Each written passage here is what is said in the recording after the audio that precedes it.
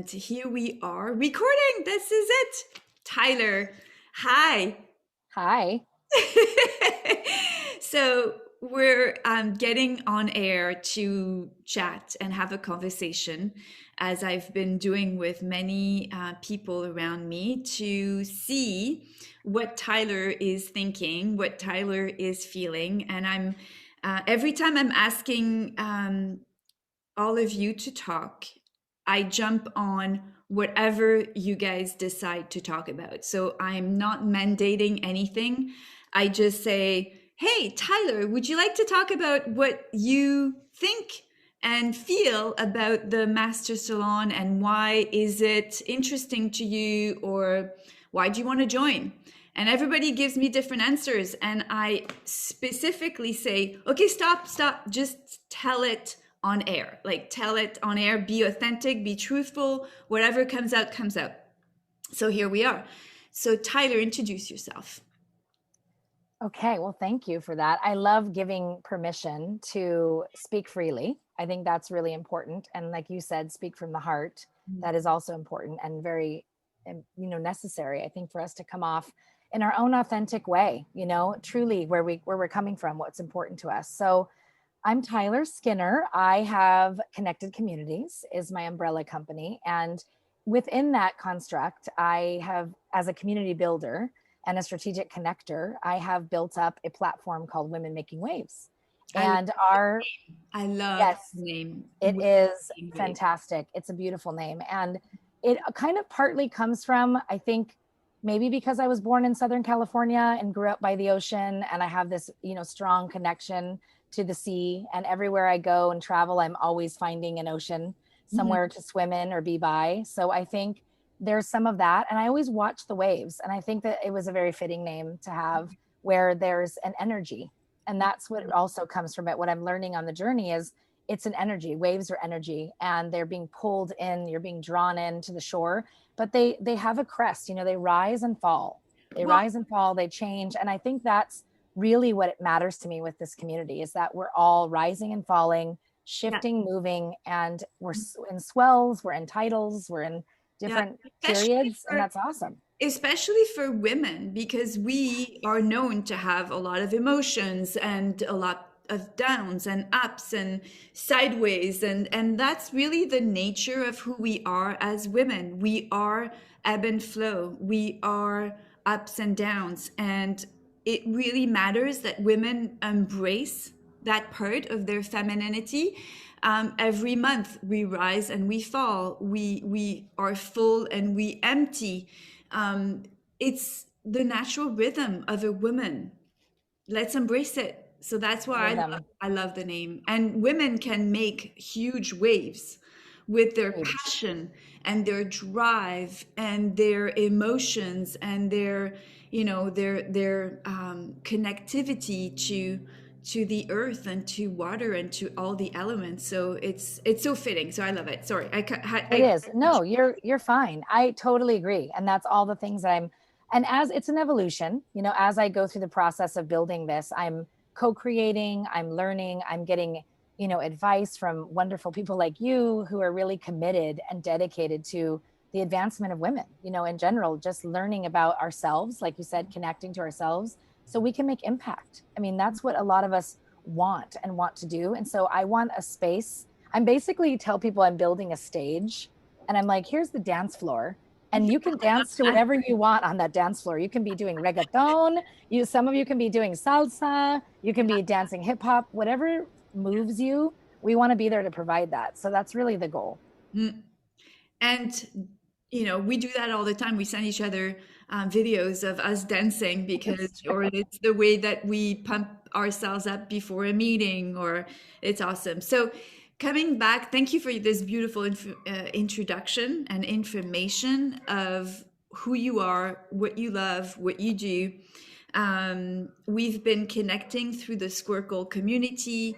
And so we've been working together, we've been becoming friends, etc., etc. So as I'm launching this Master Salon, I reach out to my community, and you're part of it, and I ask you, why would you want to come and be part of this mastermind and this masterclass that we're going to have for 3 months?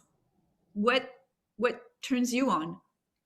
And my answer, you've asked me before, and I'm going to put it here so we can have it on film, but it's you.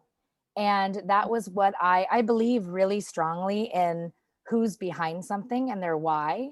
And so I think that I've heard it on countless podcasts and books and everything else. It's like people are into the why, you know, they want to know you and like what's behind it. And I think what you stand for and what you offer.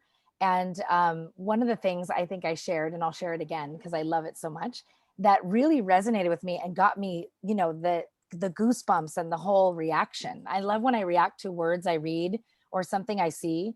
And in your profile, just reading about you saying I'm failing forward, or I've been failing forward, I said, what? I just stood up and went, whoa, that's exactly how I feel. That's exactly. So it resonated with me very deeply.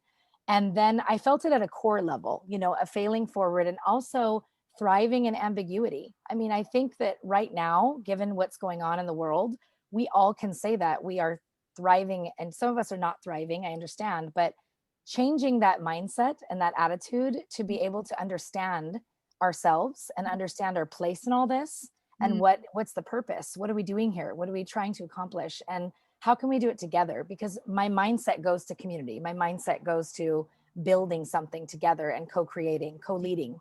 And I mhm, think that what you offer in this type of setting is an opportunity for not only women. See, in my community, it's focused on women, but you're offering an opportunity for men and women to mhm. do this together. And We I need think to work that is, together. We need to we need to work learn to work together. Yes. together. Yes, because we Yes. haven't been very good at working together.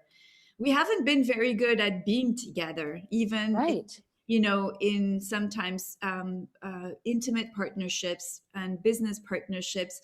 And I think it stems from the fact that we don't always understand each other. We're very different, the masculine, the feminine. Just even that to be integrated within us is a challenge. So, let alone on the outside. So, we need to learn to be stronger together. And so, I wanted you to extract a little bit what it is about failing forward um, that you found interesting. What, how did you relate to it? Why is it impactful to you? Because I really do think that we, as entrepreneurs especially, are always finding ways to create and move and do something new and try things that haven't been done. I have a quote that's up in my car that says the impossible is often the untried. And I have that there as a reminder to myself every time I open my garage door to kind of have that, like, that's what it is. Like, we got to try it. And, you know, in order to see. And I think that that's what it meant for me was I've tried so many things in my life, and Mm, I've had an art business, and I've traveled, and I've lived in another country, and I've done all these things. And then afterwards, by society's terms, air quotes, I felt like a failure in some ways. There were things that would be brought to my attention, or people would say things or comment or make me feel in a way that I was failing. And I had to look within myself and mm, take a good hard look in the mirror and say, I wasn't failing. I was learning. I was growing. I was evolving. mhm, And I was going forward all the time. I was moving. It just wasn't at a pace that everybody else deemed appropriate. And that's okay. mm, That's okay. And so that's what it did for me, was saying it's permission. It was permission to say, you can try something and mhm. it may or may not work out. And that is totally okay.